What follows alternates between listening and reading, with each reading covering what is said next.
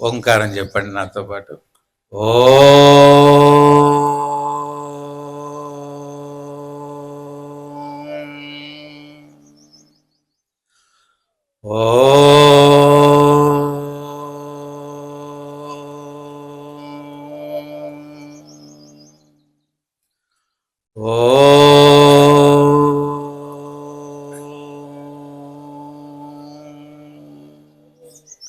ఓం నమో బ్రహ్మాదిభ్యో బ్రహ్మ విద్యా సంప్రదాయ కర్తృభ్యో వంశ ఋషిభ్యో మహద్భ్యో నమో గురుభ్యః.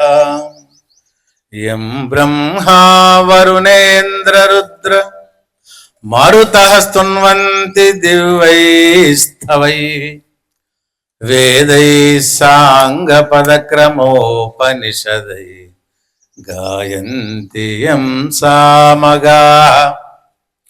ధ్యానావస్థిత తద్గతేన మనసా పశ్యంతి యం యోగినో యస్యాంతం న విదుః సురాసురగణదేవాయ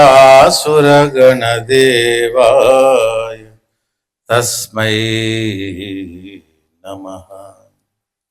బ్రహ్మానందం పరమసుఖదం కేవలం జ్ఞానమూర్తిం ద్వంద్వాతీతం గగన సదృశం తత్వమస్యాదిలక్ష్యం ఏకం నిత్యం విమలమచలం సర్వదీ సాక్షిభూతం భావాతీతం త్రిగుణరహితం సద్గురుం శ్రీ అభేదానంద యతీంద్రం తం నమామి. నాతో పాటు చిన్న సంకీర్తన చేస్తారా? అయ్యా ఒక్కలే అంటున్నారు చేస్తామని. చేస్తామని వెళ్ళి కాస్త చేతులు ఎత్తండి అయ్యా బాబు. మీరందరూ కూడా చాలా సుకృతమైనటువంటి ఆత్మబంధువులు. చెప్పండి. ఆనంద సాగరా మురళీధరా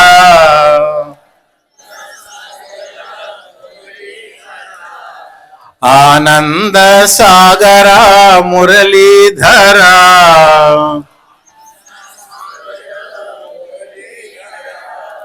మీరా ప్రభో రాధే శ్యామ వేణుగోపాల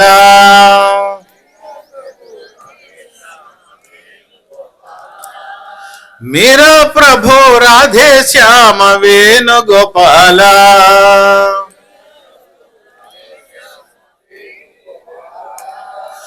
ఆనంద సాగరా మురళీధరా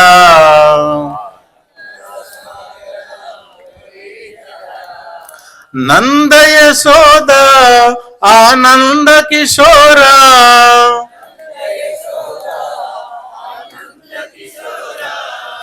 నంద యశోద ఆనంద కిశోర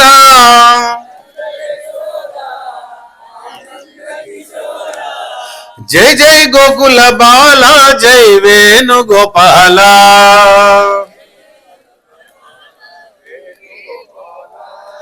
ఆనంద సాగరా మురళీధరా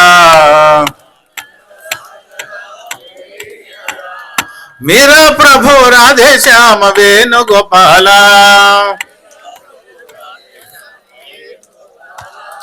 నంద యశోద ఆనంద కిశోర జై జై గోకుల బాల జై వేణుగోపాల.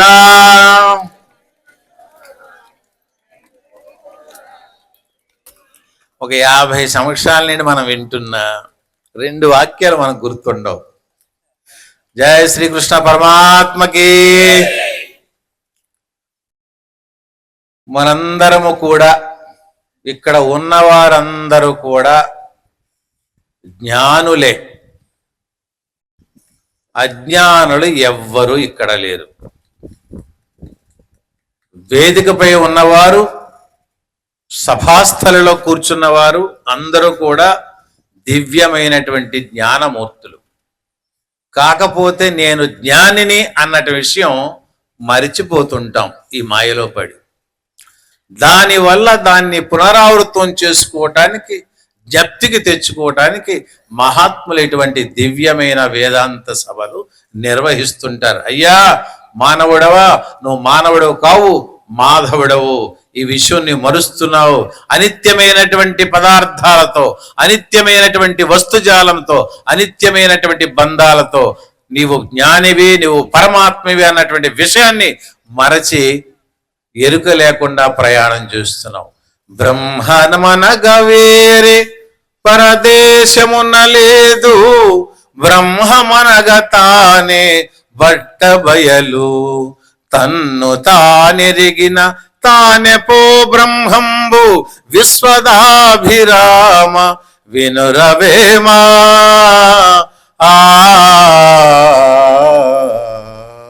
ఈనాడో వేమనాచార్యులు చెప్పారు, బ్రహ్మం అనగా వేరే లేరయ్యా, అది నీవేని. కాబట్టి నేను బ్రహ్మ అన్న మాట అనిత్యమైనటువంటి పదార్థాల్లో ప్రయాణం చేస్తూ మరిచిపోతున్నాం. అందుకే మనకి ఇంగ్లీష్లో ఒక కథ ఉందండి. టాల్స్టాయ్, రచయిత పేరు, కవి పేరు టాల్స్టాయ్. ఏలిస్ ఇన్ వండర్ల్యాండ్ అన్నటువంటి ఒక గ్రంథంలో తను రాసుకున్నాడు. ఒక ఆవిడ బజారుకు వెళ్ళిందండి కాయగూరలు కొనడానికి, ఇంటి సరుకులు కొనడానికి. ఎక్కడికి వెళ్ళారు? వారితో పాటు వారి బిడ్డను కూడా తీసుకెళ్లారు, చిన్న పాపని. చిన్న పిల్లలు మరి ఇంటి దగ్గర విడిచిపెట్టలేరు కదండి. పాపను కూడా బజారుని తీసుకెళ్ళారు. మరి మీ అందరికీ మాతాజీలకి అంతా తెలుసు, బట్టల షాపులకు వెళ్ళినా, బంగారం షాపులకు వెళ్ళినా, బజారుకి వెళ్ళినా పక్కన ఎవరున్నారో ఎవరు లేదు, ఈ ప్రపంచాన్ని మర్చిపోయి దానిలో మన ఆనందంతో ఉంటాం. ఆ అమ్మ కూడా సరుకులు కొంటూ కొంటూ చేతిలో ఉన్న బిడ్డను వదిలేసింది. అది పెద్ద బజారు సంత. ఆ పిల్ల కూడా చూసుకుంటూ చూసుకుంటూ చూసుకుంటూ బజార్లో నడుచుకొని నడుచుకొని నిర్మానుష్యమైనటువంటి ప్రదేశానికి వెళ్ళిపోయింది. దానికి దుఃఖం వచ్చింది. అమ్మ కనిపించలే, ఇల్లు కనిపించలే, ఇంటికి త్రోవ కూడా తెలియదు. మా అమ్మను పొందడం ఎలా, మా ఇంటిని వెళ్ళడం ఎలా అని ఏడుస్తుంది. ఎవరు? ఏలీస్ అనే చిన్న అమ్మాయి. ఈలోపు ఆ త్రోవలో ఒక పిల్లి వస్తుంది. ఏమ్మా పిల్లి పిల్లి, మా ఇంటికి త్రోవ చూపిస్తావా, మా అమ్మ కావాలి, మా ఇల్లు కావాలి అని అడిగిందంట. పిల్లి అందంట, నేను తప్పకుండా చూపిస్తాను, మీ ఇంటి అడ్రస్ ఎక్కడో చెప్పు అంద. మా ఇంటి అడ్రస్ నాకు తెలియదు పిల్లి అన్నాడంట. మీ ఇంటి అడ్రస్ నీకే తెలియపోతే నేను మీ ఇల్లు ఎలా చూపిస్తాను అన్నాడు. ఈరోజు దేశం అంతా కూడా మానవులు తమ గమ్యస్థానాన్ని తెలియక, ఎక్కడికి చేరాలో తెలియక అగమ్య గోచరంగా ప్రయాణం చేస్తున్నాం. అర్ధాంతరంగా శరీరాలు విడిచిపెడుతున్నాం. మళ్ళీ పునరభిచరణం పునరభిమరణం అని ప్రయాణం చేస్తున్నాం. ముందు మనకి గమ్యస్థానం ఒకటి తెలియాలి.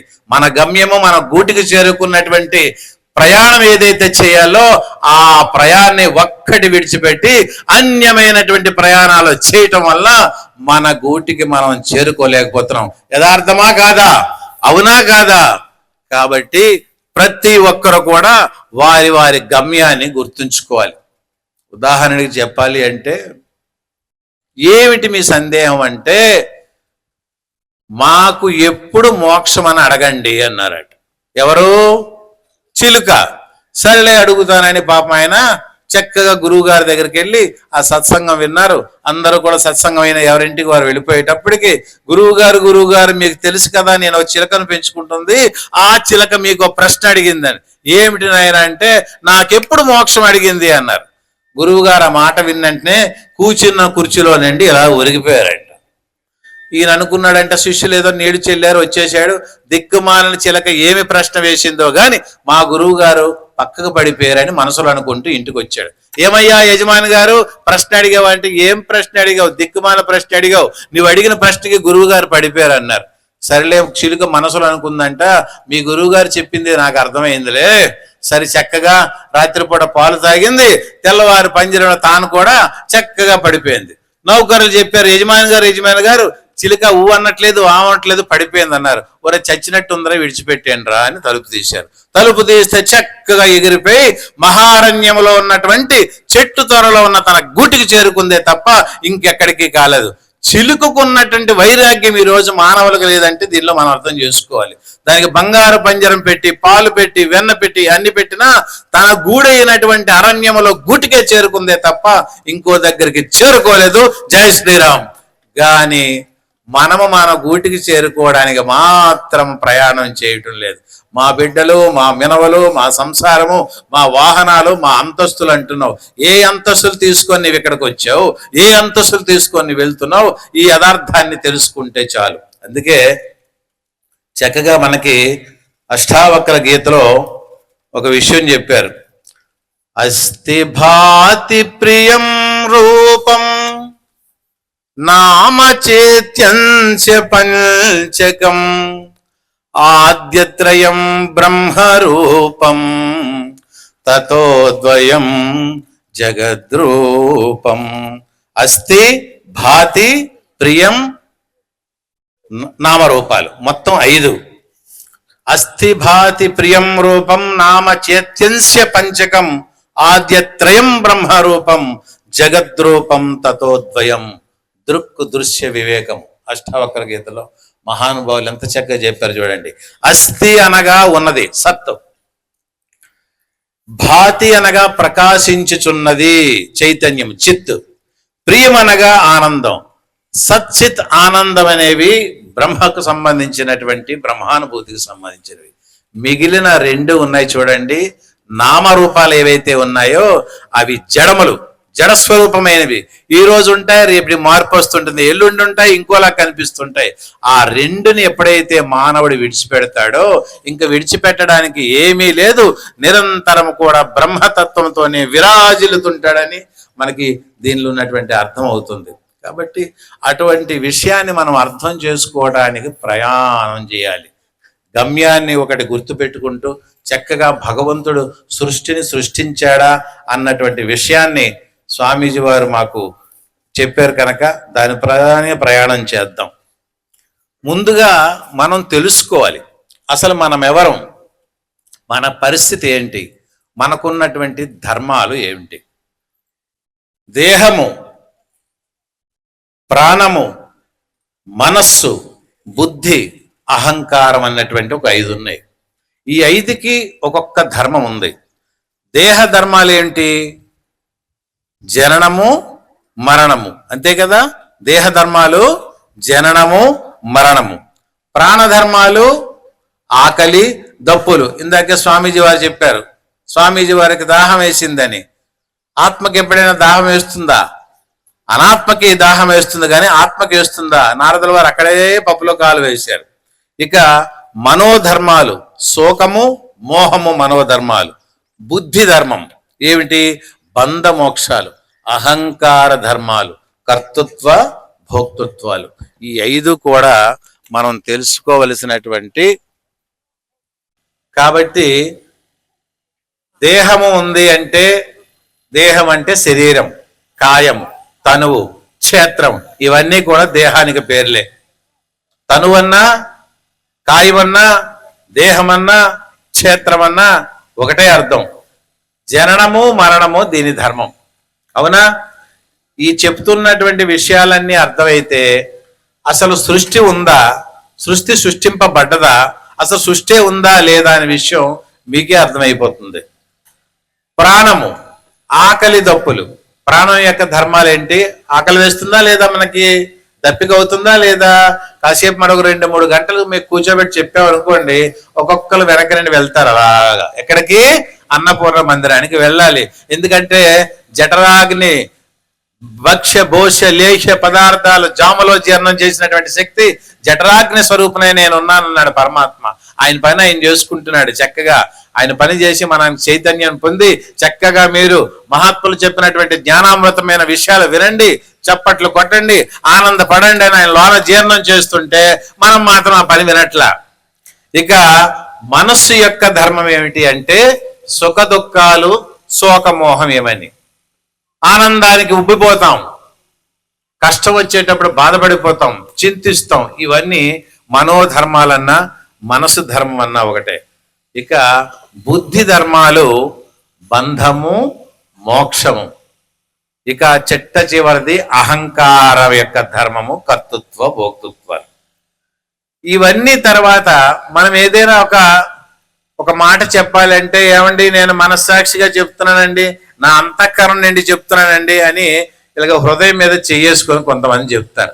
అసలు అంతఃకరణం అంటే ఏమిటి? అంతఃకరణంలో ఏ ఏ పదార్థాలు, ఏ ఏ వస్తువులు ఉన్నాయి? అంతఃకరణం అంటే 4 పదార్థాలు ఉన్నాయండి. 1 మనస్సు, 2 బుద్ధి, 3 చిత్తము, 4 అహంకారం. చూసారా? అంతఃకరణం అంటే ఈ 4 ఉంటాయి. ఈ 4 కూడా ఒక్కొక్క సమయంలో ఒక్కొక్కటి ఉపయోగపడుతుంది. మరి మనసు యొక్క లక్షణం ఏమిటంటే చెప్పండి. ఇప్పుడు జమ్మలమడుగు నుండి నొస్సం గ్రామానికి రావాలి అంటే 10 నిమిషాల్లో రాగలమా లేదా? అరగంటలో రాగలమా లేదా? ఒకవేళ బండి మధ్యలో పంచర్ అవుతుందో ఏమో, బండి పాడవుతుందో ఏమో, అసలు వచ్చినా చేరుకోగలమో లేదో, ఇవన్నీ సంశయాత్మకాలే కదా. మనసు యొక్క లక్షణము సంశయాత్మకము, ఎప్పుడు దానికి డౌటే, సంశయాత్మకము. బుద్ధి ఉంది, బుద్ధి తాలూక లక్షణం ఏమిటి?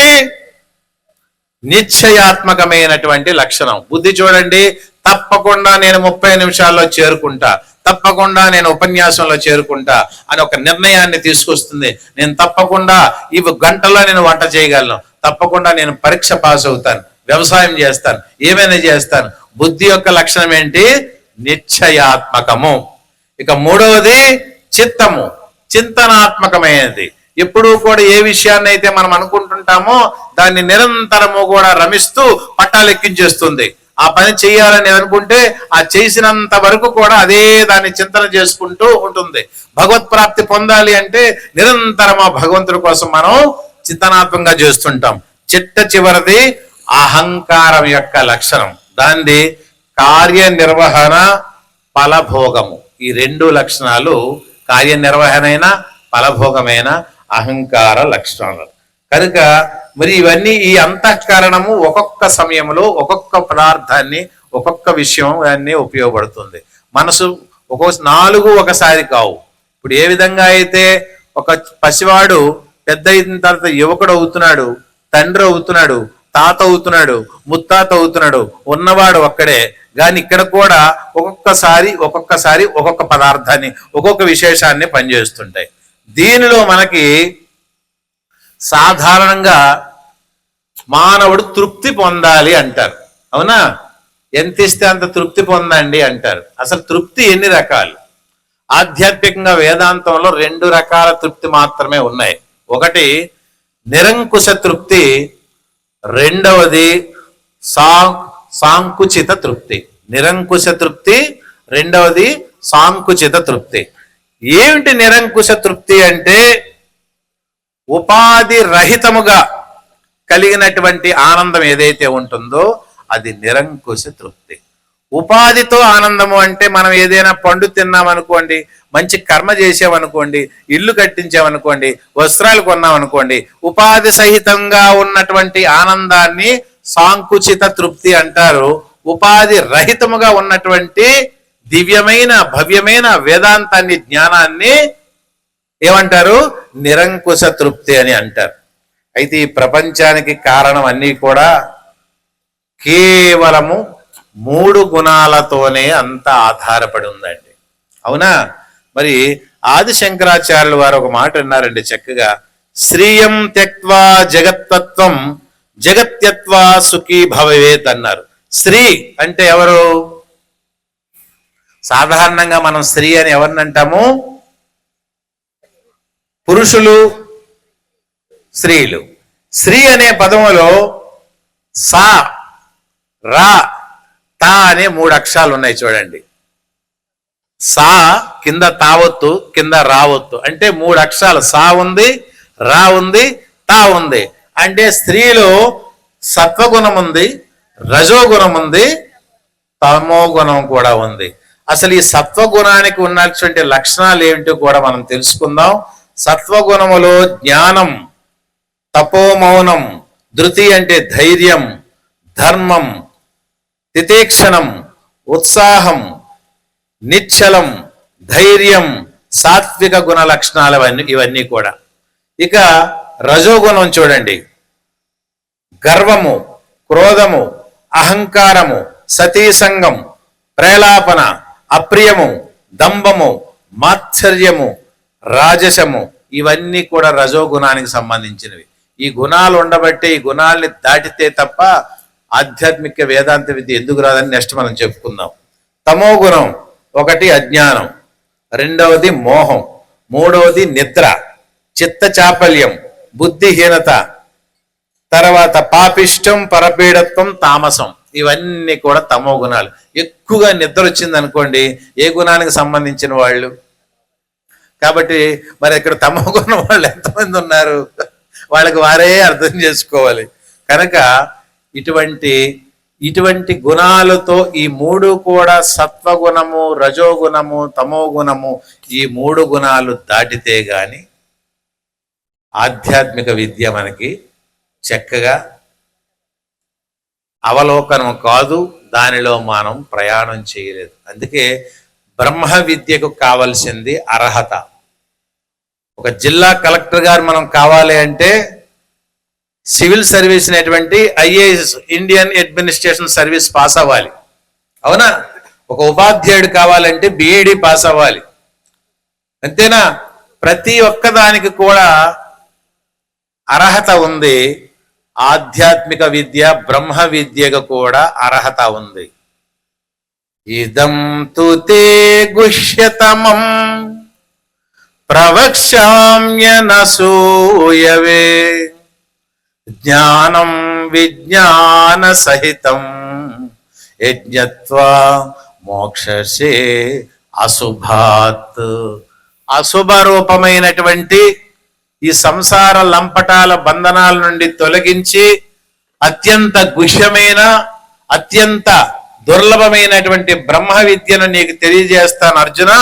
దానికి నీకు అర్హత ఉంది. ఏంటి? అసూయాది గుణాలు నీ దగ్గర నువ్వు దాటి వచ్చిన వాడు కనుక అని. ప్రపంచంలో అత్యంత ప్రమాదకరమైనటువంటి గుణం ఏది? అసూయ. మానవునికి ఇప్పటి నుండి కాదు, అనేక అనేక అనేక అనేక జన్మల నుండి అసూయ గుణంతో ప్రయాణం చేస్తూ ఒక్క అసూయ గుణం ఉంటే చాలంట తగమా గుణాలన్నీ కూడా పక్కన పెట్టి వాడిని పతన స్థితికి చేర్చుకుంటుందంట. మరి చూడండి, మనలో కూడా మన ఇంటి ప్రక్కనే చాలా మంది పెద్దవాళ్ళు ఉంటారు.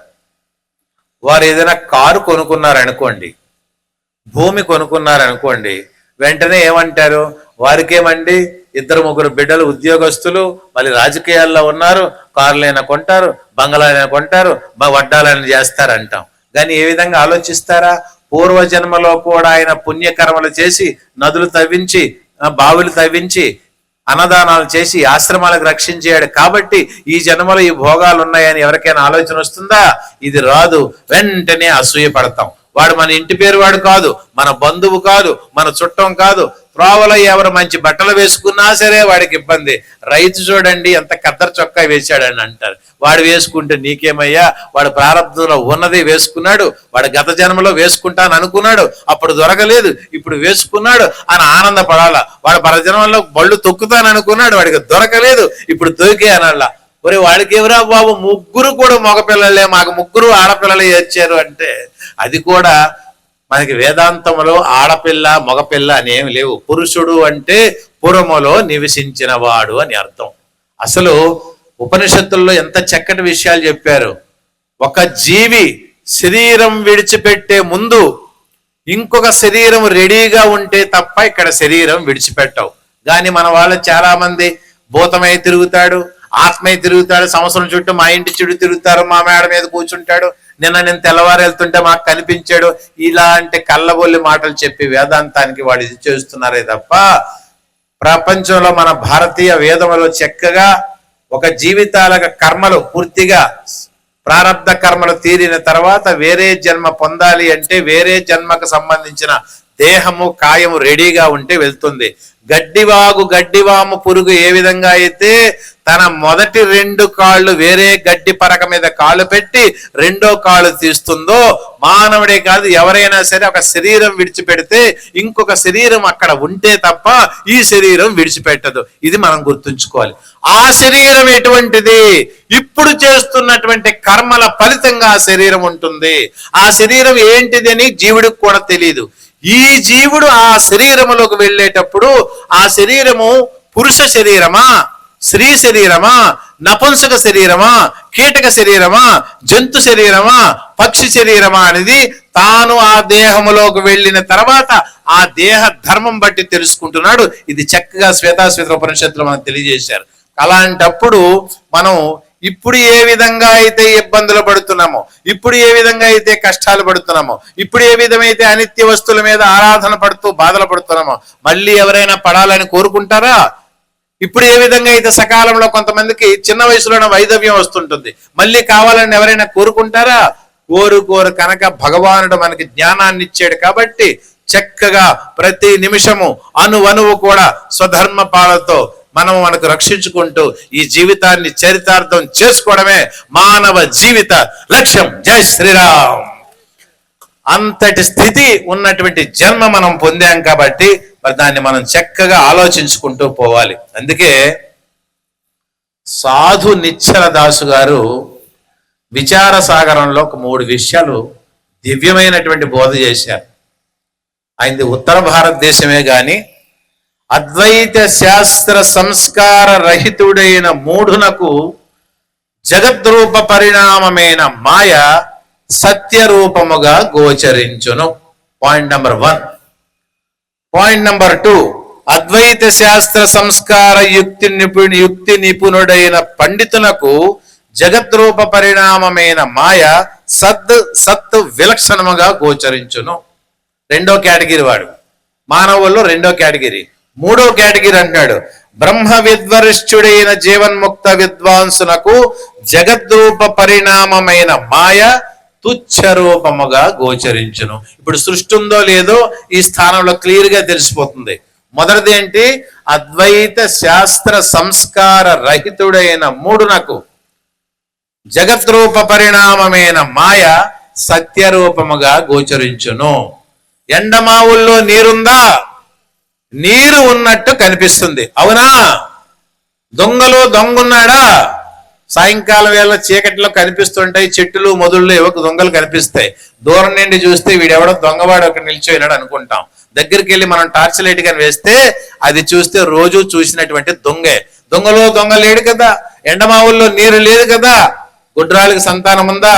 వింధ్యా బిడ్డ, గుడ్రాలకు బిడ్డలు ఉన్నారా? ఇవి ఎంత సత్యమో ఈ సృష్టి కూడా లేదనే మాట అంతే సత్యమో. కనిపిస్తుంది, సృష్టి లేదు, జగన్మిథ్య, పరమాత్మ సత్యం. ఆ సత్యం ఎరగడానికే మానవ జన్మానికి భగవానుడు ప్రసాదించాడు. సృష్టి భగవంతుడు ఎక్కడ కూడా సృష్టించలేదు, లేదు లేదు.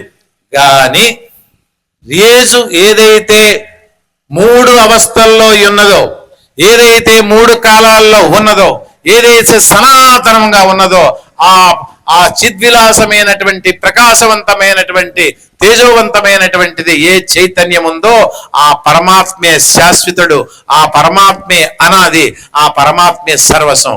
ఈ సృష్టిలో ఉన్నది ఒకే ఒకటి, ఇంకొకటి లేదు. అందుకే శ్రీకృష్ణ పరమాత్మ తన గీతాగానంలో చెప్పారు, మత్త పరతరం నాణ్యత్కించిదస్తి ధనంజయ మయి సర్వ ఇదం ప్రోతం సూత్రేనా మణిగణాయివ. ఓ అర్జున, ఈ ప్రపంచంలో ఈ సృష్టిలో ఉన్నది నేనొక్కడనే. ఎవరన్నారు ఈ మాట? కృష్ణుడు అన్నాడండి. ఎవరు? గట్టిగా చెప్పండి ఆ బాబు. కృష్ణ అంటే అర్థం ఏంటి? నేను ఒక్కడను మాత్రమే విశ్వంలో ఉన్నాను, నా తప్ప ఇంకొకటి లేదు. ఓకే, ఇంకా భగవానుడే స్వయంగా చెప్పాడు, భగవంతుడు అనేవాడు నేనున్నది ఒకటే, విశ్వంలో ఇంకొకటి లేదు.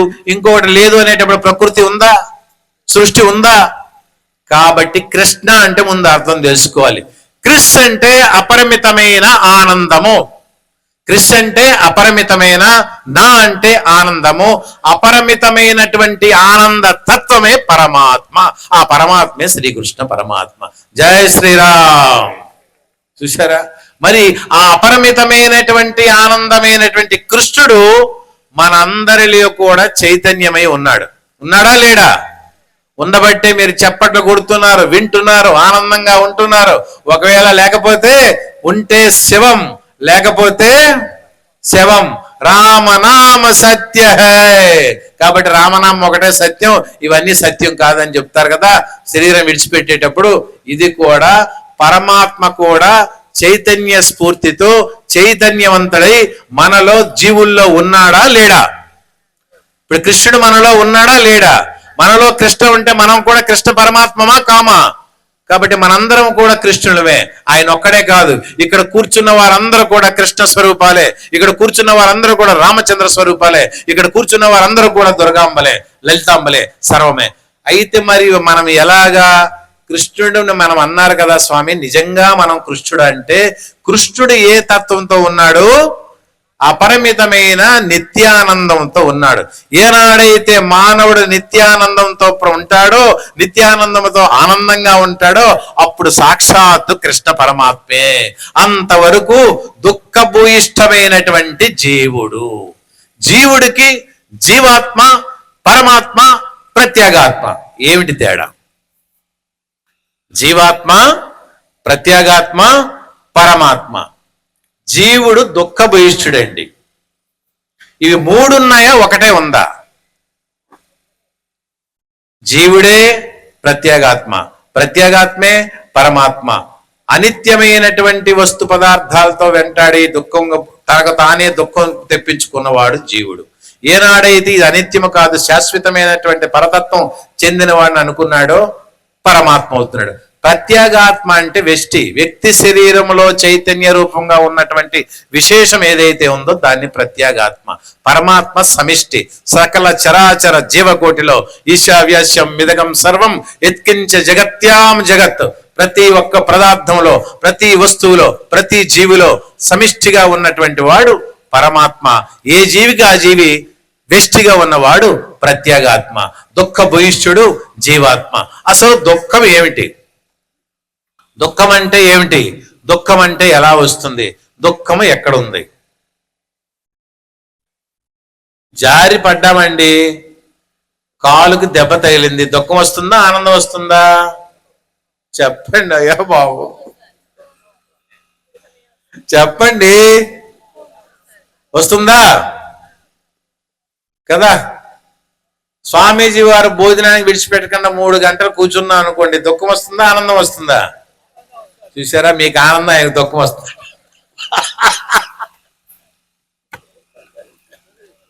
అవునా? కాబట్టి పిల్లవాడు పరీక్షలో ఫెయిల్ అయితే ఆనందం వస్తుందా, దుఃఖం వస్తుందా? భర్త కోపం పెడితే దుఃఖం వస్తుందా, ఆనందం వస్తుందా? మరి పిల్లవాడికి చాక్లెట్ ఇవ్వకపోతే దుఃఖం వస్తుందా, ఆనందం వస్తుందా? పెద్ద ఆయన మంచి కొత్త బట్టలు, తెల్లటి బట్టలు కట్టాడు, దాని మీద మురికి పడ్డది అనుకోండి, దుఃఖం వస్తుందా, ఆనందం వస్తుందా? బిడ్డ పుట్టినప్పటి నుండి శరీరం చాలించినంత వరకు దుఃఖము దుఃఖము దుఃఖము. ఆయన ఎవరో ఆయన సినిమాలు అన్నాడు అంటారు. అప్పుడెప్పుడో మనం ఒకసారి నేను చూశాను. పుట్టగానే తల్లి ఏడిపిస్తుందంట, తర్వాత మధ్యలో భార్య వచ్చి జీవితాంతం ఏడిపిస్తుందంట. అటు ఏదో కులాసగా చెప్తున్నాడు ఆయన. అమ్మగారు ఏం బాధపడరు. కాబట్టి ఏది కావాలి, ఇది నాకు కావాలి అనేటప్పుడు దుఃఖం ఏర్పడుతుందండి. అంటే ఒక వస్తువుని మనం కావాలి అన్నటువంటి సంకల్పం చేసేటప్పుడు అది సరైనటువంటి సమయంలో మనకి లభ్యం కాకపోతే దుఃఖము వస్తుంది. అవునా? కష్టపడి విద్యార్థి చదువుతాడు, పరీక్షలో ఉత్తీర్ణ కాకపోతే ఆయనకి దుఃఖం వస్తుంది. అసలు దుఃఖానికి కారణం ఏమిటి? దుఃఖానికి కారణం ఏమిటి చెప్పండి ఎవరైనా? దుఃఖానికి కారణము శరీరం అండి. శరీరం ఉంటే కదా దుఃఖం వస్తుంది. శరీరం లేకపోతే దుఃఖం వస్తుందా? దుఃఖానికి కారణం శరీరము, శరీరానికి కారణము కర్మలు, కర్మలకి కారణము రాగద్వేషాలు, రాగద్వేషాలకి కారణము అజ్ఞానము, అజ్ఞానానికి కారణము జ్ఞానము, జ్ఞానము లేకపోవడం వల్లే మనకి దుఃఖం వస్తుంది. జ్ఞానికి దుఃఖము లేదు, చింతన లేదు, కోరిక లేదు. అటువంటి జ్ఞాని తాలూకా జన్మే మనందరిది. కాబట్టి ఇక్కడ ఉన్న వారందరం కూడా జ్ఞానులమే గాని అజ్ఞాని అనేవారు ఎవ్వరూ లేరు. కాబట్టి ఏ విధంగా అయితే ఎండమావుల్లో ఎండ లేదో, ఏ విధంగా అయితే దొంగలో దొంగ లేదు, ఈ ప్రకృతి అనేది, ఈ సృష్టి అనేది లేదు. ఇది సృష్టింపబడలేదు. ఉన్నదానికి లేమి లేదు, లేని దానికి ఉనికి లేదు. ఉన్నదానికి లేమి లేదు, లేని దానికి ఉనికి లేదు. కాబట్టి ఏదైతే ఉందో ఉంది, ఏదైతే లేదే లేదు తప్ప అసలు వేదాంతంలో మనం నిజంగా చూస్తే ఏ వస్తువు అయితే నేతి నా ఇతి అని ప్రయాణం చేసుకుంటూ పోతే ఎక్కడైతే ఆగిపోతుందో అదే ఆత్మ. అంత తప్ప ఇంకొక వస్తువే సృష్టిలో లేదు. కాబట్టి భగవానుడు గాని మనము గాని ఈ సృష్టిని ఎక్కడా కూడా సృష్టింపబడలేదు. చిదానంద స్వరూపుడు ఆనందంగా ఉంటాడు. మీకు భాగవతంలో అంటున్నారు, లోకంబులు లోకేశులు లోకస్తుల తెగిన తుది నలోకంబగు పెంజీ కటి కవ్వల నెవ్వడే కాకృతి వెలుగునతని నేసే వినుతు. లోకంబులు లోకేశులు లోకస్తులు తెగిన తుది నలోకంబగు పెంజీకటి కవ్వలనెవ్వడే కాకృతి వెలుగునతని నే సేవింతున్. ఏమిటో మా పూర్వజన్మ సుకృతం కాకపోతే నాకు ఈ పేపర్లో పేరు లేదు, ఊరు లేదు. అసలు నాకు 3 నెలలు అంటే 4 నెలల వరకు నాకు కార్యక్రమాలు బిజీ అయినా కానీ మేమిద్దరం ప్రయాణం చేస్తూ వారేమించి వీరికి చెప్పారంట, వీరేమించి నాకు చెప్పటం, నేను వచ్చి ఇక్కడ ఊడిపడటం, స్వామివారి దగ్గర కూర్చొని మా గురువు గారు చెప్పినట్టు విషయాలు చెప్పటం. ఈసారి మీరు నేరుగా చెప్పితే వస్తాం. మళ్ళీ చిన్మయానంద స్వామి అనారోగ్యంగా ఉన్నారు, కృష్ణ చరణానంద్ వచ్చారు అని మళ్ళీ మీరు ఈ పాట పాడకండి. జై శ్రీరామ్. ఇందాక అన్నారు ఒక మాట స్వామివారు, యథార్థంగా చెప్తారండి. నేను భారతదేశంలో 6 భాషల్లో ఇప్పటికి 12,000 ప్రవచనాలు చేశాను. ఇప్పటి వరకు కూడా ఏదైనా కార్యక్రమానికి వస్తానని ఆబ్సెంట్ అవ్వలేదు. కాలు ఫ్రాక్చర్ అయిపోయిన తర్వాత ఒంటి కాలుతో నేను ప్రయాణం చేసి సత్సంగంకి హాజరయ్యనే తప్ప ఎప్పుడు ఆగలేదు. దేహానికి వచ్చినటువంటి కష్టాలు నాకెందుకండి, నేను నిత్యం ఆనంద స్వరూపుడును. స్వామివారు ఇందాక బాధపడినారు, నిజమే.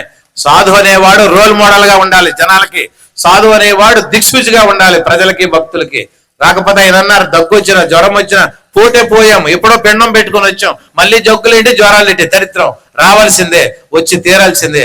కరీబాసు స్వామి మాకు కూడా పేపర్లో ఉన్నది వస్తున్నా అని చెప్పాడు. ఆయన సభలో చెప్తాను ఆయనకి, ఎందుకయ్యా ఆబ్సెంట్ అయ్యావు, నువ్వు ఆబ్సెంట్ అవ్వడం నువ్వు కోల్పోయావు కానీ భక్తులు కోల్పోలేదు. బ్రహ్మాండమైన భక్తులు బ్రహ్మానందాశ్రంలో వచ్చారని వారికి నేను తెలియజేస్తాను. జై శ్రీరామ్. కనుక లోకంబులు లోకేశులు లోకస్తులు తెగిన తుది నలోకంబకు పెంజీకటి కవ్వలనెవ్వడే కాకృతి వెలుగునతని నే సేవింతను. ఇది భక్తి మాధ్యంలో సరిపోతుంది కానీ వేదాంత మార్గంలో నాకు ఈ పద్యం కొద్దిగా సందేహం వచ్చింది. లోకాలు తెగిపోయాయి, లోకస్తులు తెగిపోయాయి, లోకేశులు తెగిపోయారు. అందరు తెగిపోయిన తర్వాత ఎవడికి ప్రార్థిస్తాడు, ఎవడికి సేవిస్తాడు? ఈ మాట నాకు అర్థం కాలే. జై శ్రీరామ్. అంటే భక్తిగా నేను అన్నదానికి ఏంటంటే, భక్తిపూర్వకంగా పోతనాచార్యుల వారు అద్భుతంగా రాశారు లోకం కోసం, చాలా అద్భుతం. కానీ వేదాంత మార్గంలో తీసుకుంటే ఈ పద్యము అన్నీ తెగిపోయిన తర్వాత ఎవరుంటారు? పెంజీకటి కవ్వల అంగుష్ట స్థానంలో ఉన్నటువంటి శ్రీ మహావిష్ణువు మర్రి చెట్టు ఆకులో తేజంగా ఉంటారంటే ప్రళయాల్లో చాలా ఉన్నాయి. బ్రహ్మ ప్రళయము, విష్ణు ప్రళయము, రుద్ర ప్రళయము, మహాప్రళయం. ప్రళయాల్లో ఏమీ ఉండదు, గాఢాంధకారం, విశ్వమంతా కూడా జలమయం, నీటిమయం. అంటే ఇక్కడ ఏమిటి అంటే, గజేంద్రుడు ఎందుకు అడిగాడు అంటే, లోకాలు ఉన్నా లేకపోయినా, లోకస్తులు ఉన్నా లేకపోయినా, సమస్త 14 లోకాలు లేకపోయినా, ఈ 14 లోకాలకి ఆధారభూతుడైనటువంటి పరమాత్మను వాడు ఎవడైతే ఉన్నాడో వాడు ఎప్పుడు కూడా చిదానందుడు, చిన్మయ స్వరూపుడు, నిత్యం ప్రకాశిస్తుంటాడో అటువంటి వాడి దివ్య చరణాలకు నేను పట్టుకుంటున్నానని భక్తిపూర్వకంగా దానిలో పోతనామాత్యులు అద్భుతమైనటువంటి అర్థాన్ని తెలియజేశారు. అది వేదాంతంలో మేము అప్పుడప్పుడు మాట్లాడుకున్నది ఏంటంటే, ఇవన్నీ ఉంటాయి. ఒకే శ్లోకాన్ని భక్తిగా చెప్పొచ్చు, జ్ఞానంగా చెప్పొచ్చు, దాన్ని ధ్యానంగా చెప్పొచ్చు. ఇప్పుడు మనం చెప్పుకున్నటువంటి శ్లోకం,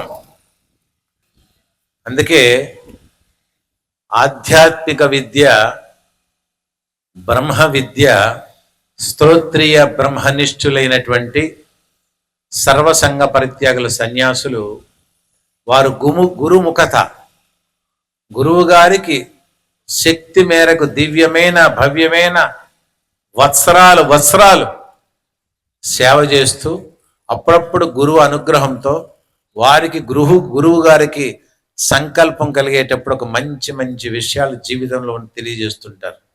అటువంటి ప్రయాణం చేస్తున్నటువంటి మహాత్ములు ఈరోజు మనకి భారతదేశంలో దేశం అంతటా కూడా ఆశ్రమాలు స్థాపించి ప్రజలకి జ్ఞానోదయం కలిగిస్తూ జ్ఞాన చైతన్యం కలిగిస్తున్నారు. ఏమిటి అంటే, ఇక్కడ ఉన్నవారందరూ కూడా మోక్షం పొందాలి. ఏ ఒక్కరూ కూడా మోక్షం పొందడానికి అవకాశం ఉన్నవారే తప్ప అవకాశం లేని వారు కాదు. వెనక ముందు అవుతుంది. ఢిల్లీ వెళ్ళాలండి, బాగా ఉన్నవాడు ఫ్లైట్లో వెళ్ళిపోతాడు, ఇంకొంతమంది ట్రైన్లో వెళ్తారు, ఇంకో కొంతమంది బస్సుల్లో కారులో వెళ్తారు. 3 రోజులకో 4 రోజులకో ఢిల్లీ చేరుతున్నామా లేదా? కాబట్టి ఎవరు చేసుకున్నంత వారికి, ఎవరైతే వారి ప్రయత్నం సరిగ్గా ఉంటుందో, గురుముఖత, గురువు గారి సేవ చేసుకుంటూ ఆశ్రమాలకు వస్తూ, ఆశ్రమాలకు వచ్చాము, గురువు గారికి యాపిల్ పళ్ళు తెచ్చాము, అరటిపళ్ళు తీసుకొచ్చాం, పెద్ద పెద్ద కొబ్బరికాయలు తెచ్చాం, గురువు గారికి 4 బస్తాలు బియ్యం ఇచ్చామని ఆశ్రమ వాతావరణం ఇక్కడ చెప్పి, తోవలో చెప్పి, మరి ఇంటి దగ్గర చెప్పితే మీకేమీ రాదు. మీరు గురువు గారి దగ్గరికి వచ్చి, అయ్యా గురుదేవా, నేను ఎవరును? మీరు అడగవలసిన ప్రశ్న ఏంటి? నేను ఎవరును? నాకు ఈ జన్మ ఎందుకు వచ్చింది? ఎందుకు నేను ఇటువంటి ఇబ్బందులు పడుతున్నాను? నేను నా జన్మని చరితార్థం చేసుకోవాలంటే నేను ఏం చెయ్యాలి అన్నటువంటి ప్రశ్నలు మాత్రమే సద్గురువుని అడగాలి. కానీ ఏవండి మాకు బిడ్డలు పుడతారా, మాకు కోర్టు కేసు గెలుస్తామా, మాకేమొచ్చి ఆస్తులు వస్తాయా, అంతస్తులు వస్తాయా, మా పిల్లవాడు ఎలా చదువుతాడు, ఇవా సద్గురువులు అడిగేది? ఇదే మనం చేసుకున్న నేర్చం. భగవంతుడికి మనందరం కూడా ఈశ్వర బిడ్డలే అంటున్నాం. ఎవరికి ఏమి ఇవ్వాలో ఆయనకి తెలియదా? గుడిలో వెళ్ళి కొబ్బరికాయలు కొట్టి మాకు ఇది కావాలండి, అది కావాలండి, నువ్వు అడిగిందంతా నీకు ఇచ్చేస్తే చాలా మంది ఉంటారు, వారికేముంది చెప్పండి. కాబట్టి అది ఎప్పుడూ కూడా దేవాలయంకి వెళ్ళినా, గురువుల దగ్గరికి వెళ్ళినా మీకేం కావాలో వాళ్ళకి ముందే తెలుసు. అడగవలసినటువంటి విషయం అవసరం లేదు. నిత్యంగా ఈ జన్మనిచ్చావు, ఈ శరీరాన్ని ఇచ్చావు, ఈ కాయానికి తగ్గట్టు భర్తనిచ్చావు, భర్తకు తగ్గట్టు పిల్లనిచ్చావు, ఇవి ఇచ్చిందంతా బీజమాన్ సర్వభూతానం, ఈ సరాచర సృష్టికి బీజకర్త అయినటువంటి పరమాత్మే. మన బిడ్డలు, మన మనవలు, మన మునివలు అంటాం.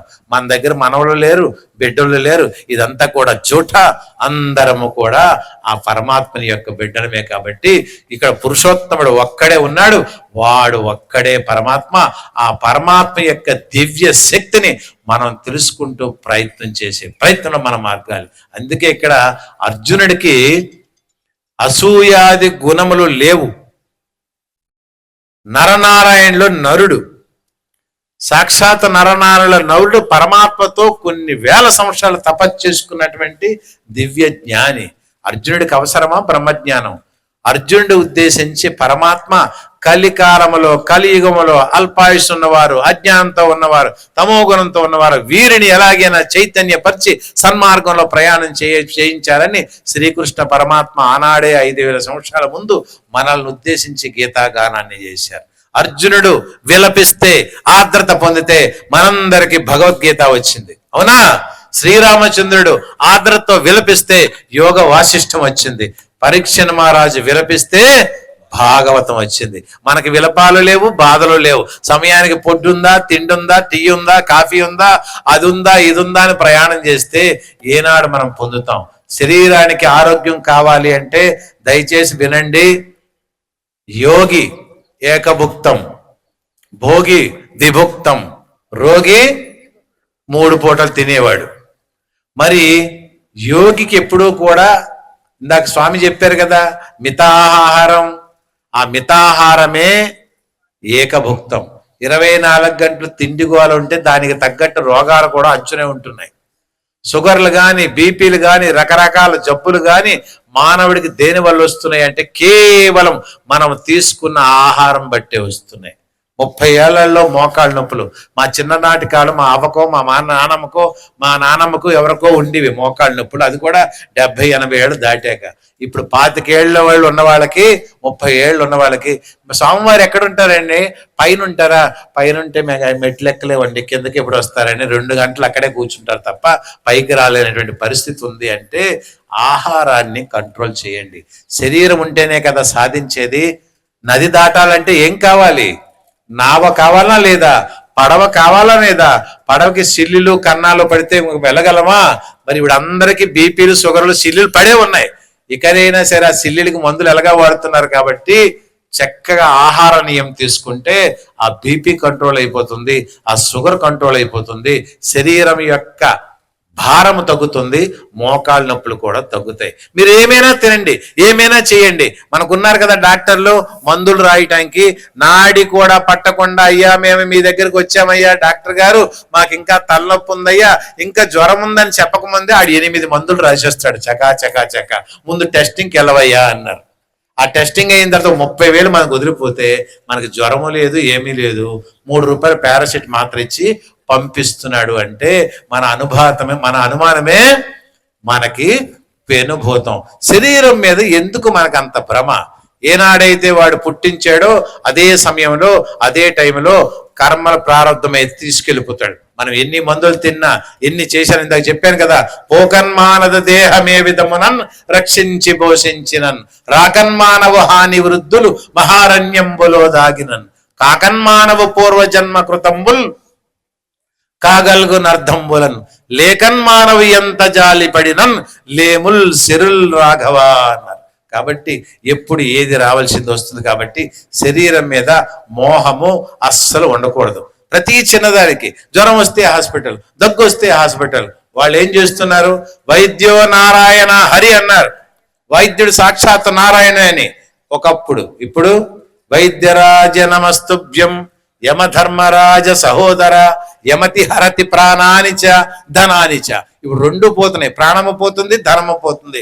ఇలాంటి వైద్య వ్యవస్థలు ఉన్నాయి. కాబట్టి అడుసు త్రొక్కనేలా, కాలు కడగనేలా, ఫాస్ట్ ఫుడ్లు దిక్కుమాలిన ఆహారం తినటమేలా, రోగాలు తెచ్చుకోవడమేలా, వాళ్ళ నరకంలో కూర్చి సూదులు పొడిపించుకోవడమేలా. కాబట్టి ఆధ్యాత్మిక మార్గంలో నడిచేవారు భోజనాల మీద, ఆహారం మీద తగు శ్రద్ధ వహిస్తే ఎటువంటి రోగాలకి మనం వెళ్ళాం. అనవసరంగా కష్టపడి సంపాదించిన సంపాదన వాళ్ళకి పోయివలసి వస్తుంది. అవునా? శరీరం మీద ఎందుకు అంత మోహం? ప్రతి చిన్నదానికి. ఒక ఆయన ఒక పల్లెటూళ్ళలో 2 భార్యాభర్తలు ఉన్నారండి. ఆయనకి ప్రతిదీ భయమేనండి. జ్వరం వస్తే వాళ్ళ ఆవిడ దగ్గరికి వెళ్ళి నాకు టీబీ ఏమో, లేకపోతే టైఫాయిడ్ ఏమో, మలేరియా ఏమో, కాళ్ళు నొప్పి వస్తే కాళ్ళకి పక్షవాతం వచ్చిందేమో అని నిరంతరం దేహం మీద భ్రమతో ఏడుస్తుంటాడు. కొత్తగా వివాహం అయింది కదా, భార్య బాధించింది. కొన్నాళ్ళు పోయిన తర్వాత ఈ మగాడు ఎప్పుడు అంతేనా అలవాటు అయిపోయింది ఆవిడకి. ఏడ్చుకుని ఉన్నారు. ఎప్పుడు ఇవే కష్టాలు చెప్తుంటే ఒకరోజు భార్య అన్నదంటే, ఎప్పుడు నీ కష్టాలేనా? ఒక ముచ్చట ముద్దు, ఒక సినిమా హాలు ఏమీ లేవా? ఒక సత్సంగం లేదా? ఒక అన్నమయ్య సినిమా లేదా? లేకపోతే ఏదో లేదా అంటే, సరే అన్నమయ్య సినిమా తీసుకెళ్ళాడండి. 2 వెళ్ళారండి భార్య భర్త. వెళ్ళిన తర్వాత చక్కగా సినిమా చూస్తున్నారండి. ఈలోపు ఈయనకి ఏమొచ్చి చేతి మీద దురద కలిగిందండి. గోక్కున్నాడండి, స్పర్శ లేదండి. నా కుడి చేయికి గోక్కున్నాను, స్పర్శ లేదు, పక్షవాతం వచ్చిందని ఏడవడం ప్రారంభించాడండి. భార్య పాపం చక్కగా చూసి పక్కన, సరే అన్నమయ్య వెంకటేశ్వర స్వామి వారి సినిమా కదా, చక్కగా చూడడం, ఎప్పటికీ ఈయన ఉన్న గొడవే కదా అని ఆనందంగా చూసుకుంటుందండి. సినిమా అయిపోయిందండి. 2 వచ్చారండి, ఆటో రిక్షా ఎక్కారు. సినిమా అంతా ఏడ్చాను, ఏమని కనీసం అడిగావా అని భార్యకి అడిగాడట. సరే అప్పుడు నేను అడగలేకపోయినలే, ఇప్పుడు ఏమి అని అడిగిందంట. మరి నాకు పక్షవాతం వచ్చింది అన్నాడు. నీకెలా పక్షవాతం వచ్చిందని నీకెలా తెలిసిందంటే, దురద వచ్చింది గోక్కున్నాను, నాకు తెలియలేదు అన్నాడంట. మరి మగడా గోకింది నా చెయ్యి అయితే నీకెలా స్పర్శ వస్తుందా అన్నాడు. గోకింది తనకైతే వీడికి స్పర్శ ఎలాగ వస్తుందండి? కాబట్టి అనుమానమే పెనుభూతం. కాబట్టి ఏది ఎప్పుడు ఎలా జరగాలో జరగాలి. 9 కోట్లు ఎంత ఖర్చు పెట్టాడండి బాలసుబ్రహ్మణ్యం? బతికాడండి? ఇంకా ఉంటాను అన్నాడు. అయిందండి. పుట్టపర్తి సత్యసాయిబాబా గారండి నాకు అక్షరాభ్యాసం చేశారు. ఆయన ఉన్నారండి. 28 రోజులు పెట్టులో పెట్టేశారండి. ఇంకా ఉన్నారండి. జయలలితకు కూడానండి చనిపోయిన తర్వాత 18 రోజులు పెట్టారండి బాక్స్లో. ఇంకా చూస్తుంది, ఇంకా అమ్మ నవ్వుతుంది, ఇంకా అమ్మ ఇప్పుడే పలకరించింది, ఇప్పుడే కనుబొమ్మలు ఎత్తింది అన్నారండి. చూశారా, ఎవరు చేసినటువంటి కర్మలు ఎవరికి వలదు. కాబట్టి ఉన్న సమయంలో కూడా ఈ సృష్టి అనేది లేదు కనుక లేనటువంటి విషయం యథార్థంగా వేదాంతంలో గురువుల్ని ఆశ్రయించి గురుముఖత నేర్చుకుంటూ ప్రయాణం చేసుకుంటూ ఉందాక చెప్పేటట్టు ఉన్నదేదో ఉన్నది, లేనిదేదో లేనిది ఆనందంగా ప్రయాణం చేస్తూ కనీసం ప్రతిరోజు కూడా మీరులో ఎంతమంది సద్గురువు దగ్గర మంత్రోపదేశం తీసుకున్న వాళ్ళ చేతులు ఎత్తండి ఒక్కసారి. ఒక 6. ఇంకా మనకు రేపు ఉంటాము అన్నటువంటి ఆలోచన ఉందా? రేపు బ్రతుకుతామండి అని ఒక్కరి చేతులు ఎత్తండి. రేపు నాకు 24 గంటలు ఆయుష్ ఉంటుందని. ఇప్పుడైనా సద్గురులు ఇక్కడ ఉన్నారు, ఆత్మానందపురి వారి దగ్గర కనీసం మంత్రోపదేశం తీసుకోండి, ఆ జన్మ తెలుస్తుంది. ఇంకెక్కడ ఉంది? మహాభారతం అంతా యుద్ధం జరగక ముందు ధర్మరాజు గారు 1 గంట పెట్టారండి. ఎవరైనా రాజ్యంలో కష్టం కలిగితే, ఆపత్కాలం వస్తే గంట కొడితే వారికి సహాయం చేయటానికి. ఒకరోజు ఒక బ్రాహ్మణుడు వచ్చాడండి ధర్మరాజు దగ్గరికి. అయ్యా, మా కుమార్తె వివాహం, వర్షాకాలం, ఎవ్వరు ఏమీ భిక్షలు లేవు, మీరే వివాహం చేయాలి, దానికి తగ్గట్టు సంపద ఇవ్వాలని కోరుకున్నాడు. ధర్మరాజు కార్యభారం వేయి, అయ్యా తప్పకుండా ఇస్తాను, రేపు రా అన్నారండి. ఈ విషయం దూరం నుండి తమ్ముడైనటువంటి భీముడు విన్నాడండి. విన్ని వెంటనే అక్కడికి వెళ్ళి మళ్ళీ కొంత సమయం తర్వాత ధర్మగంట కొట్టాడండి. గంట కొట్టిన తర్వాత మళ్ళీ అందరు వచ్చారు. ఎవరు కొట్టారు అంటే భీముడు కొట్టాడు. ఎందుకు నాయన తమ్ముడు గంట కొట్టావంటే, ఈరోజు గొప్ప విశేషం జరిగింది కదా, మీరు మృత్యుని జయించేశారు కదా, రేపు ఈ రోజు ఇవ్వవలసిన దానాన్ని రేపు రమ్మన్నారు కదా, అంటే మీరు మృత్యుని జయించినట్టు కదా అన్నారు. వెంటనే ధర్మరాజు తెలుసుకొని, తమ్ముడైనా సరే చక్కటి మాట చెప్పాడని తన తప్పును తెలుసుకొని వెంటనే బ్రాహ్మణి పిలిపించి సకల సంపదలు ఇచ్చి పంపించాడు. మరి క్షణం మంద కాదు, మరొక గడియ మంద కాదు, కనీసం జ్వరానికి వేసుకొని వచ్చిన ట్యాబ్లెట్ మీద ఎక్స్పైర్ డేట్ ఉంటుంది, కానీ మన ఎవరికి ఎక్స్పైర్ డేట్ లేకే రిజిస్ట్రేషన్లు, అగ్రిమెంట్లు, వీలునామాలు ఎందుకు రాసుకుంటున్నాం? అయ్యా? ఇది శాశ్వతమైన ఉపాధి కాదు, ఎప్పుడైనా పడిపోతుంది. అందుకోసమే మనం చక్కగా కూడా ఉన్నప్పుడే వెంటనే గురువు గారి దగ్గరికి వెళ్ళి, ఆ గురువు గారి దగ్గరికి, అయ్యా నేను ఈ జన్మ ఎత్తాను, నాకు ఈ జన్మని సార్థకత చేసుకుంటూ నేను మోక్షగామిగా వెళ్ళాలి, దానికి తగ్గట్టు మంత్రోపదేశం చేయండి అని వారిని ఇందాకన్నారు పరిప్రశ్నైన సేవలు చేస్తూ భక్తి మార్గంతో వారిని వేడుకొని మంత్రోపదేశం ఇకనైనా తీసుకోండి, మళ్ళీ మేము పిలిస్తే వస్తాము రాము, అంత ఈశ్వర సంకల్పం. వచ్చేలోపు ఇక్కడ ఉన్న వారందరూ కూడా కనీసం గురు మంత్రోపదేశం తీసుకుంటే ఇలాంటి వేదాంత సభలో కూర్చోవడానికి కూడా మనకు ఆ భగవానుడు సదావకాశం కల్పిస్తాడు. అవునా? మరి అటువంటి ప్రయత్నం చేయకపోతే ఎలా చెప్పండి అని చివరిగా మీకు ఒక చిన్న దృష్టాంతం చెప్పి నేను ఈ సభని నా తలకు వాణిని విరమిస్తాను. ఒక ఊళ్ళో ఒక రైతు గారు ఉంటారు. ఆ రైతు భార్య బిడ్డలు, వారికి ఒక చక్కటి గోవు ఉందండి. గోమాత ఉదయము సాయంకాలం కలిపి 10 లీటర్ల పాలు ఇస్తుందండి. ఆ రైతు కూడా ధార్మికుడండి, సేవకుడు, ధర్మతత్పరుడు. వచ్చిన పాలని చక్కగా దూడకు కొన్ని విడిచిపెట్టి బజారులో అమ్మి వచ్చిన డబ్బుతో కాలం గడుపుతున్నాడండి, ఉన్నదారిలో జీవిస్తున్నాడండి. రోజు ఆవు అరణ్యానికి వెళ్ళటం, సాయంకాలం రావటం, దూడకు పాలివ్వటం, యజమానికి పాలివ్వటం. ఒకరోజు ఆవు అరణ్యంలోకి వెళ్ళిందండి. వెళ్ళిన వెంటనే అప్పటికే కొన్ని రోజులతో ఆకలితో ఉన్నటువంటి పులి చూసిందండి. బలిష్టంగా ఆవుంది, చక్కగా దీన్ని తింటాను, భగవాన్ నాకు కూడా ఆహారం ఇచ్చాడు అనుకుందేమో. వెంట పడ్డదండి. ఆవు పరిగెడుతుందండి. వెనక ఎవరు పరిగెడుతున్నారు? పులి పరిగెడుతుందండి. ఆవు పరిగెడుతుంది, పులి పరిగెడుతుంది, ఆవు పరిగెడుతుంది, పులి పరిగెడుతుంది. ఆవు చివరికి అలసి సొలసి దగ్గరలో ఉన్నటువంటి ఒక కొలంలో దుమికిందండి. ఆ కొలనంతా కూడా ఊబి అండి. ఇక్కడ ఏమంటారు? ఊబికి ఊబేనా? ఎక్కడైతే ఇది వేగంగా వచ్చి దుమకడం వల్ల ఆ కొలను మధ్యలో ఆ చెరువు మధ్యలో పడి అలాగా కదలలేకుండా ఉండిపోయిందండి. వెనక పులి వచ్చింది, చాలా పరిగెత్తించావు, ఇప్పుడు నువ్వు ఎక్కడికి వెళ్తావు, చక్కగా నేను భుజిస్తానని అది కూడా నెమ్మదిగా దిగిందండి. ఇది ఒడ్డునే ఇరిక్కిపోయిందండి, అదే మంచి మధ్యలో ఇరికిపోయిందండి. రెండు ఊబిలో ఉన్నాయండి. పులి అంటుందంట, చాలా అలిపించావు, ఒక్క ముక్క కూడా విడిచిపెట్టకుండా నేను తింటానందంట. ఆవందండి, నువ్వు నన్ను తినలేవు కానీ సరే తింటానంటావు, తర్వాత సంగతి, నీకేమైనా గురువు కానీ దైవం కానీ ఏమైనా ఉన్నాయా అన్నట. నేను ఈ అరణ్యానికి రాజును, నాకు దైవం ఏంటి గురువేంటి, అన్నీ నేనే, నాకెవరు లేరు, నేను చెప్పింది అంత వినాలన్నారట. నీకున్నారా అంటే, నాకు మనసా వాచ కర్మన మా యజమాని లాంటి గురువు గారిని నేను సేవిస్తున్నాను.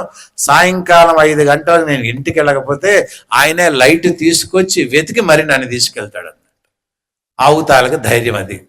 ఇక్కడ కూడా పాపం ఎలా చూశారు, ఆవు రాలేదు, లాంతర తీసుకొని రైతు బయలుదేరాడు, అరణ్యంలో వెతికాడు, అడుగురాలు చూశాడు, అది చూస్తే బురదలో ఉంది, కొమ్ములకి తాడు విసిరాడు, బయటికి లాక్కొస్తే ఆవు అనుకుంటుందంట, మనసా వాచ కర్మన ఏ గురువు గారు మనము ప్రార్థిస్తామో, ఏ గురుచరణాలను ఆశ్రయిస్తామో ఆ గురువే ఎట్టి పరిస్థితుల్లో ఉన్న మనల్ని కాపాడతాడని ఆనందంగా ఇంటికి వెళ్ళిపోయిందండి. అహంకారపూరితమైన పులికి రక్షించడానికి ఎవరో లేదండి, 3-4 రోజులు పస్తులుండి ప్రాణాన్ని విడిచిపెట్టిందండి. ఇప్పుడు ఈ కథలో మనకి ఏం తెలుస్తుంది? ఆవు పరిగెడుతుంది, ఆవు వెనక పులి పరిగెడుతుంది. ఈ పులి అంటే ఇంకేమీ కాదండి, మృత్యు అండి. ఉద్యోగం కోసం పరిగెడుతున్నాం, వ్యవసాయం కోసం పరిగెడుతున్నాం, ఎన్నో పనుల కోసం పరిగెడుతున్నాం, మనకు తెలియకుండా మన వెనక మృత్యు వస్తుంది. అది యాక్సిడెంట్ రూపం చేస్తుందో, బీపీ రూపం చేస్తుందో, షుగర్ రూపం చేస్తుందో, పాంచభౌతికమైన దుర్భరమైన కాయంబు ఎప్పుడు విడిచినో ఎరుకలేదు, శతవర్షముల దాకా మితము చెప్పిరి గాని నమ్మరాదా మాట నెమ్మనమన. బాల్యమందో ముదిమియందో ప్రాయమందో వృద్ధాప్యమందో ఊరనో అడవినో ఉదక మధ్యంబునో మరణమే నిశ్చయంబు దేహమున్నంతలో బుద్ధివంతుడైన తన్నుదాను తెలియవలయు. ఇంతకన్నా ఏం కావాలండి? చక్కగా మృత్యు మన వెంటే వస్తుంది కాబట్టి మనం దాన్ని రక్షించుకోవడానికి ఏమీ లేదు కాబట్టి ఉన్నప్పుడే గురువును ఆశ్రయించి ఆ జ్ఞాన మార్గంలో ప్రయాణం చేయటమే మన యొక్క లక్ష్యం. ఇక పులి అహంకారపూరితమైనటువంటి మానవులకి గురువులు ఉండరు, పరమాత్మ ఉండరు, ఎవరు ఉండరు, వారు మూఢుడు, బద్ధజీవుడు. ఇక ఆవు దివ్యమైనటువంటి శిష్యుడు. మరి ఊబేంటండి? సంసారం అండి. ఒక్కసారి దిగిన తర్వాత సంసారం అనే ఊబిలో బయటికి రావడం చాలా కష్టమండి. అలాంటి సంసార ఊబిలో కూడా బయటికి రావాలి అంటే గురువు గారి చరణాలు పట్టుకోవాలని మనకి కథ చక్కగా తెలియజేస్తుంది. కాబట్టి ప్రతి ఒక్కరు కూడా ఆత్మానంద అనే చిదానందపురి స్వాముల వారు ఈ ప్రాంతంలో ఇటువంటి మండు టెండల్లో ఈ గుట్ట మీద ఈ కొండ మీద ఎన్నో వ్యయ ప్రయాసాలతో ఈ శాస్త్రవారిని నిర్మించి మీ అందరికీ జ్ఞానోదయం కలిగించడానికి ప్రయత్నం చేశారు. అటువంటి ప్రయత్నంలో వారి తాలూకు పరంపరలో ఆత్మానందపురి స్వాముల వారు కూడా అదే ప్రయత్నంలో మీ అందరికీ చక్కటి శుద్ధ చైతన్యం కలిగించే ప్రయత్నంలో ఉన్నారు. మరి మీరు కూడా మరి ఇచ్చేవారు అంటే తీసుకునడానికి కూడా మనం ఉండాలి, దానికి ప్రయత్నం చేయాలి. ఎందుకు అంటే రేపుకి రూపు లేదు కనుక, ఎప్పుడు ఏ క్షణమైనా కాటు వేస్తుంది కనుక మనందరము కూడా ఆ భగవంతుని యొక్క దివ్య చరణాల విందులో ప్రయాణం చేస్తూ ఈ జీవితాలు ధన్యం చేసుకుంటారని మీ అందరికీ కూడా సద్గురు యొక్క కృపా కటాక్షలు మెండుగా బిండుగా దండిగా ఉండాలని కోరుకుంటూ ఆ శ్రీకృష్ణ పరమాత్మ యొక్క కృపా కటాక్షలు కోరుకుంటూ మాకు ఈ చక్కటి అవకాశం కలిగించినటువంటి పూజ్య స్వామీజీ ఆత్మానందపురి వారికి శ్రద్ధగా మీరందరూ విన్న ఆత్మస్వరూపులైన భక్తులందరికీ ఓం నమో నారాయణ తెలియజేస్తూ జై శ్రీరామ్.